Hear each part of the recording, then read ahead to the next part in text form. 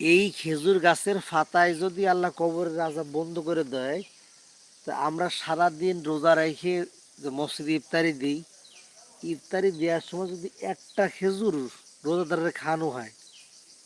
একটা খেজুরের খাওয়ানোর বদলে সারাদিন রোজাদার যে রোজা থাকলো তার সব পালো। সাথে সাথে রোজাদার যদি পেটটা ভরা দিতে পারে, এবং ভাত দিলো, ডাল দিলো, সাথে ইফতারি তো আছেই, সাথে ভাত দিলো আর ডাল, আমাদের মসজিদে যেরকম দেয়, আমাদের মোল্লাপাড়া জামে মসজিদে, সাথে মুরগির মাংস না গরুর মাংস থাকে। এই যে যারা রোজা থাকলো সারাদিন ধরে